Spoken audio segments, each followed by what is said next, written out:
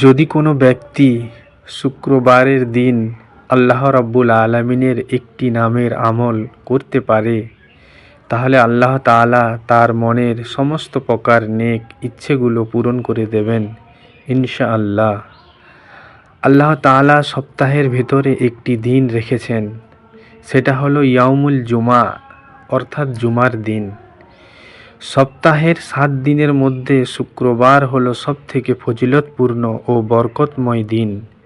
রাসূলুল্লাহ সাল্লাল্লাহু আলাইহি ওয়াসাল্লামের সহিহ হাদিস থেকে জানা যায়, গরিব দুঃখী যারা হজে যেতে পারেন না, তাদের জন্য হজের দিন হইল ইয়াউমুল জুমা, অর্থাৎ জুমার দিন। আল্লাহ তাআলা এই দিনে বান্দার দোয়া কবুল করে থাকেন। তাই শুক্রবারের দিন ও রাতে আল্লাহ রাব্বুল আলামিনের কাছে যে কোনো সময় আমলটি করতে পারেন। আল্লাহ তাআলা আপনার মনের সব রকমের জায়েজ ইচ্ছা ও আশা আকাঙ্ক্ষাগুলো পূর্ণ করে দেবেন।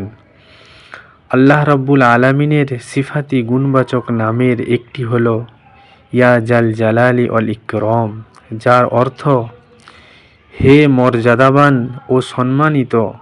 আল্লাহ তাআলা এই নামটি কোরআনে এসেছে 2 বার, ইয়া জাল জালালি ওয়াল ইকরাম। এর বিস্তারিত অর্থ সমস্ত সৃষ্টি জগতের মালিক, যিনি সৃষ্টিকুল হতে ভয় পাওয়া হকদার ও একমাত্র প্রশংসার যোগ্য, মহত্ব বড়, দয়া ও এহসানের অধিকারী। জুমার দিনে বা রাতে আল্লাহ তাআলার কাছে করা দোয়াগুলি কবুল হয়, বিশেষ করে আসরের নামাজের পর, মাগরিবের পূর্বে এবং শেষ রাতে, যখন আল্লাহ প্রথম আসমানে নেমে এসে বান্দাদের বলেন, কে আছো আমার কাছে ক্ষমা চাও, আমি ক্ষমা করে দেব। কে আছো আমার কাছে রিজিক চাও, আমি তোমাদেরকে রিজিক দেব।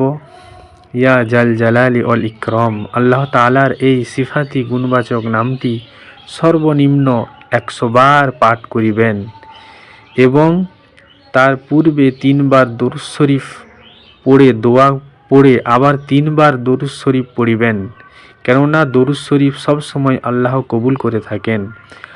আর কোনো দোয়ার মধ্যে যে কোনো একটি দোয়া কবুল হয়ে গেলে তার সঙ্গে সঙ্গে আর যা কিছু আপনি দোয়া স্বরূপ চেয়েছেন তার সবগুলোই আল্লাহ কবুল করে নেবেন।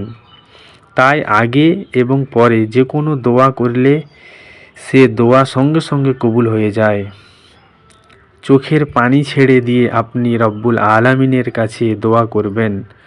আপনার মনের সমস্ত প্রকার আশাগুলো আল্লাহর কাছে নিবেদন করুন। আল্লাহ রাব্বুল আলামিনের কাছে খালেস নিয়তে ব্যক্ত করে আল্লাহ তাআলার কাছে সাহায্য চাইতে থাকবেন। ইনশাআল্লাহ আল্লাহ তাআলা এই জুমা বারের ফজিলত এবং বরকতে আপনার দোয়া কবুল করিবেন। আল্লাহ চাইলে আপনার সমস্ত প্রকার আশা পূর্ণ করে দেবেন ইনশাআল্লাহ।